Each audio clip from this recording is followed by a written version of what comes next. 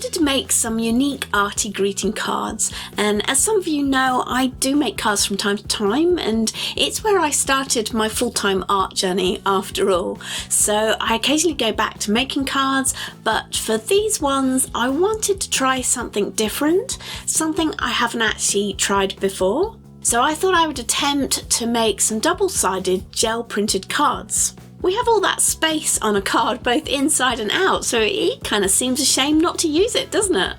And you know what, I'm not a big fan of filling the inside of cards with words. I've mentioned before that I'm not that good at expressing myself with words, so I thought I'd say it with colour instead.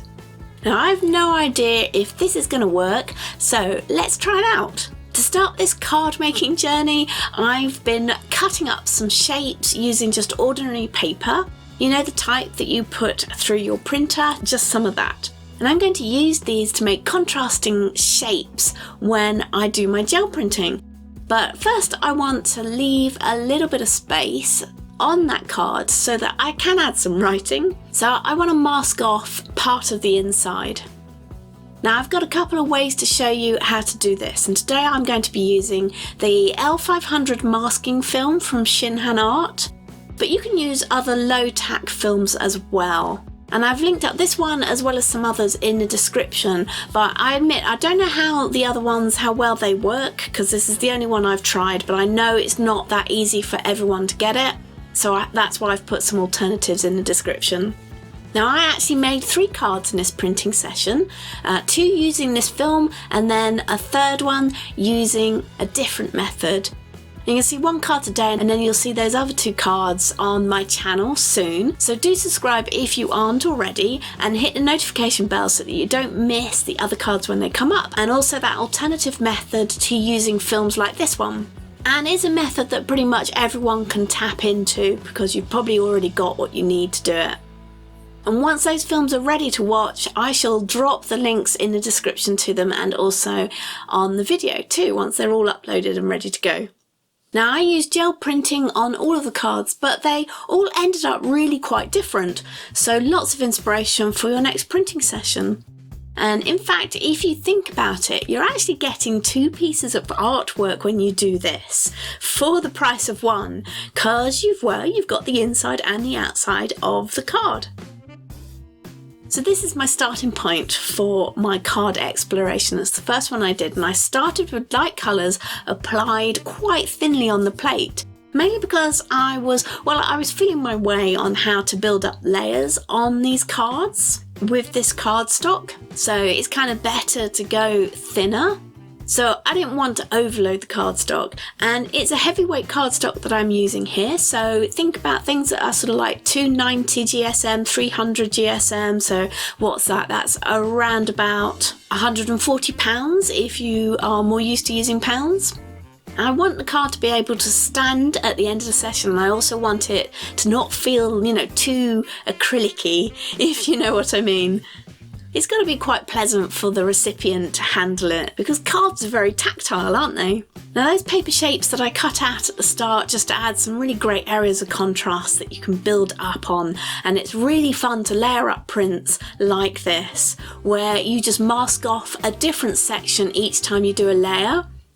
And the trick is to work really quickly when you're working with thin layers of paint, because they will dry quite quickly. And I'm just using ordinary paint. I've not added a drying retarding medium to it, or I'm not using open paints or anything like that.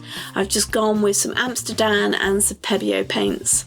So if you put them on thinly, you do need to get your paper shapes off quite quickly and the print done quite quickly.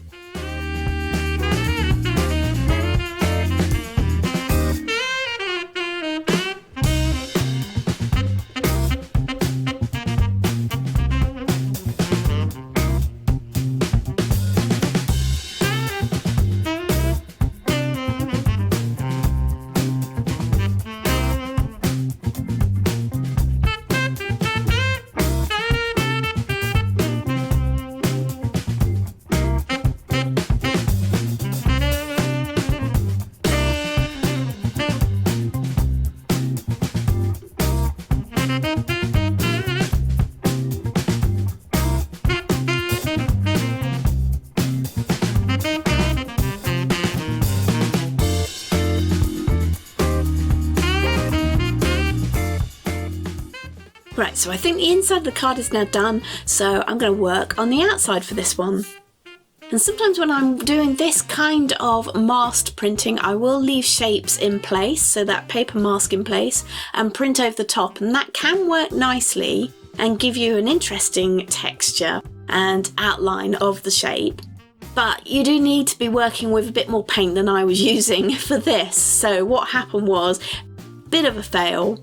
The paper shape did stick in places to the print, but it was totally savable, so I just peeled off the paper quickly and as carefully as I could. And if it doesn't all come off, then well, you could just use it as part of a collage.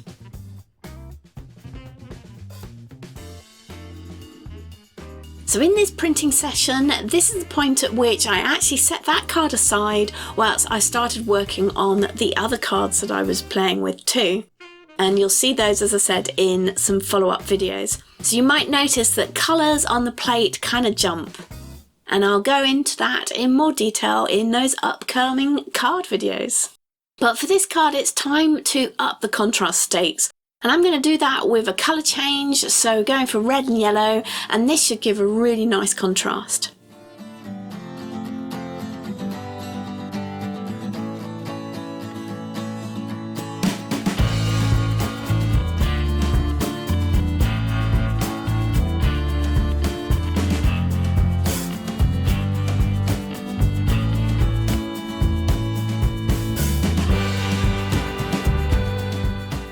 Did you notice I cut out the spiral shape at the start of the video that actually turned into 2 spirals?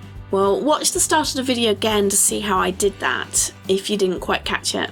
And I've already used one of the spirals on the inside of the card, so it kind of seems fitting to use the other spiral on the outside to just make a cohesive design from inside to outside.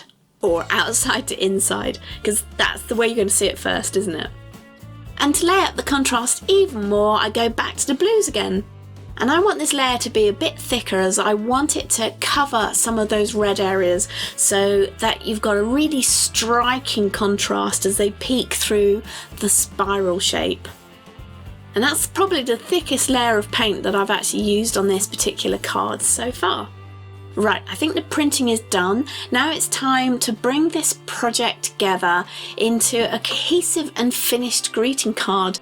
And each of the 3 cards that I did in this session were all quite different.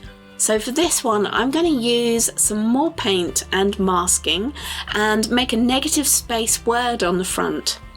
So I cut the letter shapes from the same paper again, and if you like, you could always hold the shapes down in place with a rolled piece of washi tape or masking tape on the back, but I'm just going to use my fingers.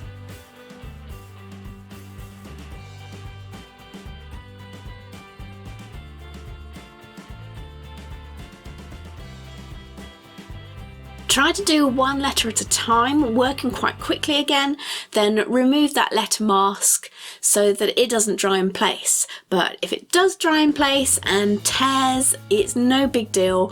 All you have to do is touch up the areas with a bit of paint so that nobody will notice, and it just kind of adds a bit more texture. Now originally I thought I was going to go for a feathered edge to the word block, but you know what, I actually think I prefer to neaten it up. So I'm just going to use the straight edge of a piece of paper to square off the outline.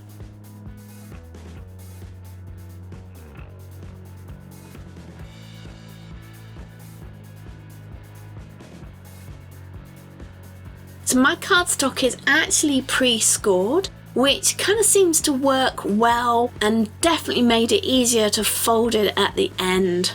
And you just kind of need a bone folder to get a really nice sharp fold. Time for the big reveal. How has the masking film fared under the layers of acrylic? And I've used this film before with watercolour, but so far this is the first time I've used it with acrylics, and it seems to have worked beautifully. So I'm looking forward to sharing the next card in this series with you. But in the meantime, I have lots of art videos already on my channel to inspire you, so keep on watching, and I'll catch up with you all again soon.